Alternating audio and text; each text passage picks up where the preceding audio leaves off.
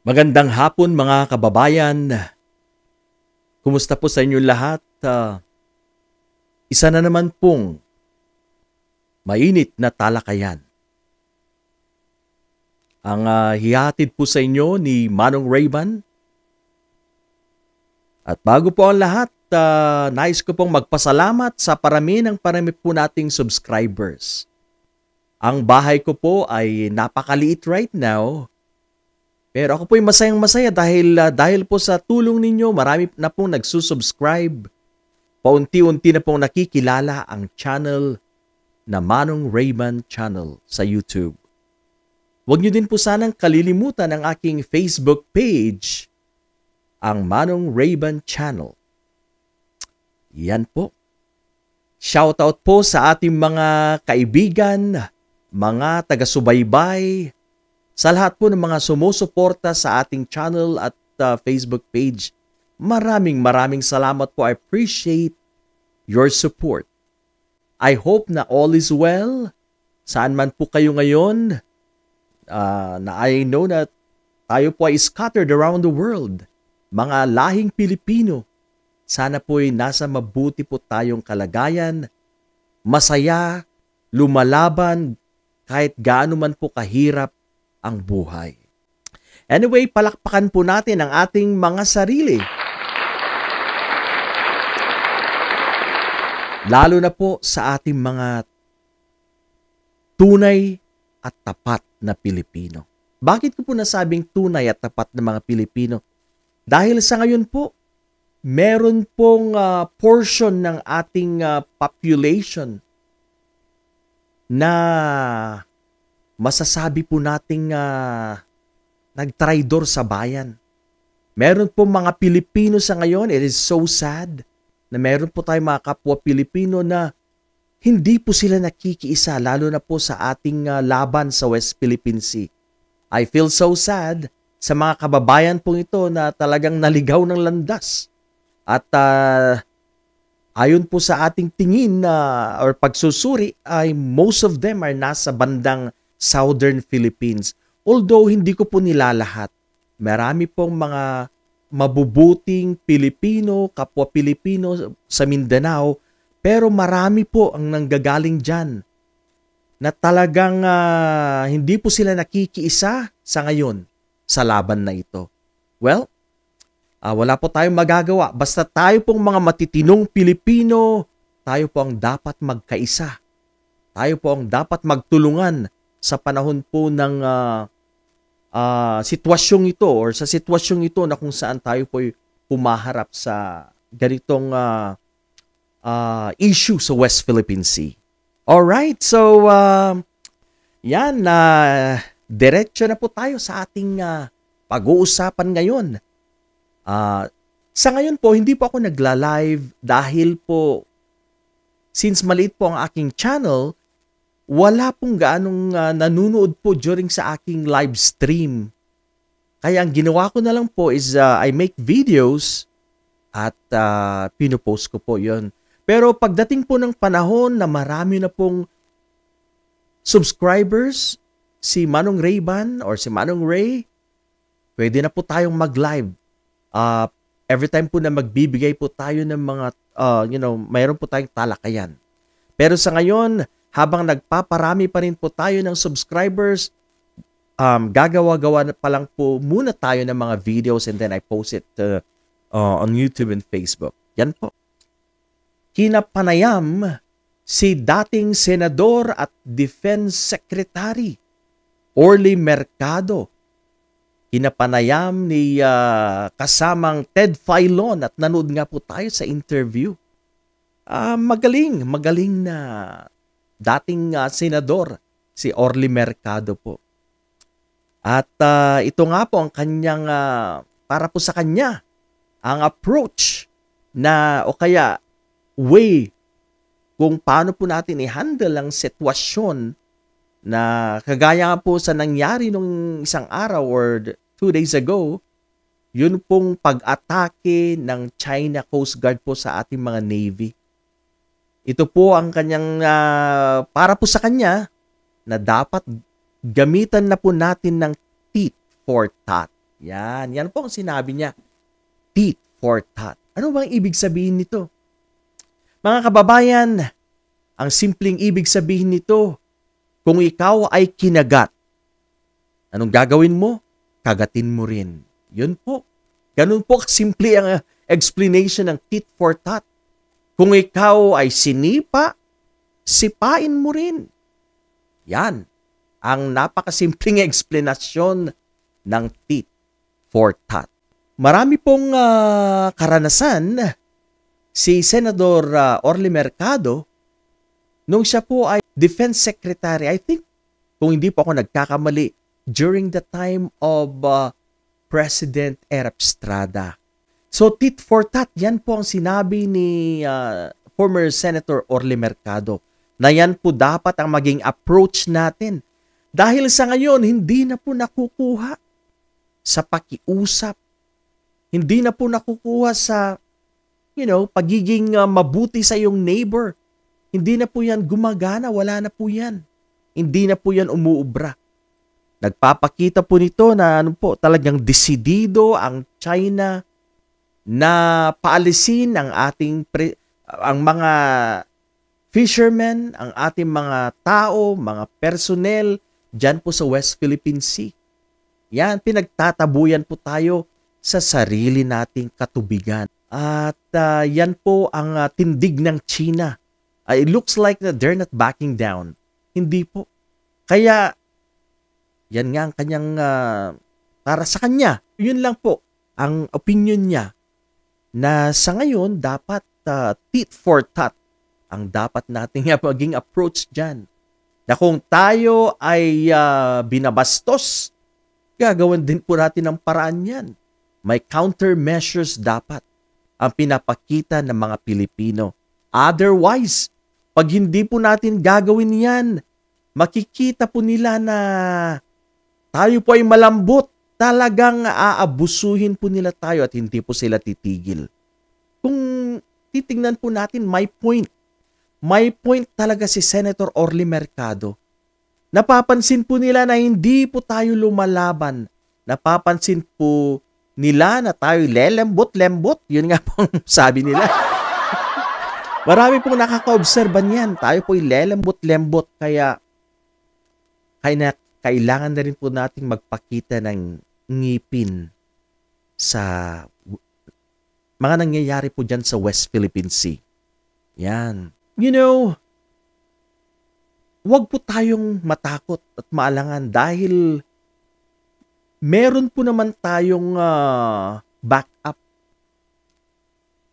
Andyan po ang ating mga allied forces, ang ating mga international friends na nagpapahayag po ng kanilang suporta sa ating bayan. Although, kailangan pa rin po nating tumindig sa sarili nating mga paa. Not all the time that we would rely on these friends. Dapat, lagi po tayong handa. Dapat, marunong tayong tumayo sa ating mga sariling paa. Dahil ito ay ang ating bayan, ang ating sariling teritoryo, kaya dapat po nating ipaglaban. Not all the time that we are depending on these superpowers, on these big brothers. Kinakailangan din po nating tumindig at magpakita ng tapang at kagitingan sa bansang ito, kagaya ng China, na wala pong respeto sa atin. Yan po ang maliwanag. Wala pong respeto ang China sa atin. Wala po siyang respeto sa mga batas, lalo na po sa international laws. China is a lawbreaker. Yan po ang maliwanag. Hindi po sila marunong rumispeto at sila po ay mga bully. Mahirap po makaget over. Lagi pong naiisip yung pong eksena o yung pangyayari dyan po sa West Philippine Sea. 3 days ago ba yun? Na kung saan sumampa po sila sa ating bangka. Nagpapakita po na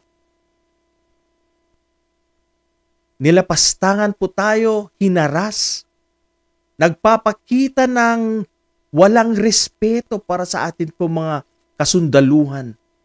Wala po silang respeto sa kanilang neighbors, considering na ang lugar na kung ang pinangyarihan po ng pangyayaring ito ay mismo sa ating EEZ. Kaya talagang tinapakan po tayo nila dito ng gusto. Inapi po tayo. Tinapakan ang ating dignidad. Kaya sobra na lang po ang galit ko sa issue na to at ang hirap po makaget over. Pambabastos ng mga China Coast Guard. Nakahawak po sila ng mga machete, mga itak, mga matatalim na bagay. Sinira po nila, minaso nila yung motor ng bangka. Binutasan po nila yung rubber boat. Parang ang ating po mga kasundaluhan ay nagbukhang kawawa po dito dahil wala po silang kalaban-laban. According to the AFP chief or mga commander, ang mga baril ng mga sundalo ay nasa sisidlan. Disassembled dahil ayaw nga po nila magpakita ng armas. Pero itong mga singkit na to, sila po ay nagdala ng mga matatalim na bagay. See? Pagpapakita po na sila po ay defiant and they don't respect. Wala po silang binigay na kahit konti man lang pagrespeto sa ating mga kasundaluhan. Kung mayroon pong mangyari dyan po sa West Philippine Sea, kagaya nga po na sinabi ni President BBM, na meron, ito po yung halimbawa may namatay pong Pilipino, nasaktan at namatay, dyan na daw po, yan na po ang trigger sa tinatawag nilang MDT or Mutual Defense Treaty na kung saan ang Pilipinas at bansang Amerika ay pumasok sa isang kasunduan noong August 30th, 1951. Yan po ang Mutual Defense Treaty. Ano po ba ang nilalaman ng kasunduang ito? Napakasimple lang po. Na pag isa sa kanila ay inatake ng kaaway,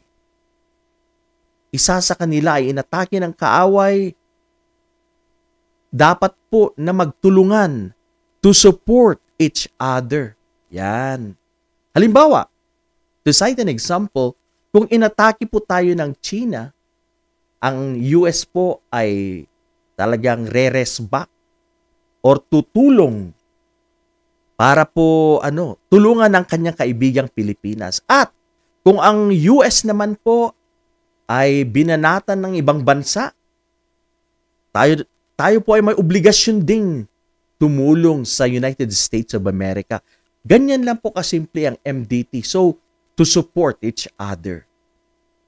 Kaya at least, meron tayong mga ganyan just in case or pag kinakailangan na, kaya kailangan pindutin na natin ang buton na yan at para meron po tayong kaalyado dahil it's a reality.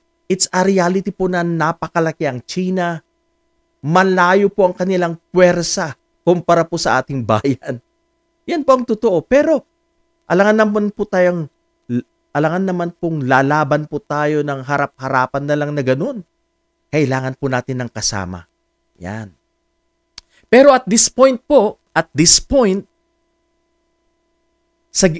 sa huling pinakita po ng China, kinakailangan na po nating magpakita na rin ng ipin at according to Senator Orly Mercado, we have to use this approach, tit for tat. Lumaban na rin tayo. Gamitan na rin natin ng mga matatalim na bagay kung kinakailangan. Huwag nating i-down ang lahing Pilipino. We should show our muscles. We should show our teeth tit for tat kung kinakailangan. At alam ko po na pag nakita po nila o makita nila na tayo'y pumapalag, talagang mag-iisip po sila.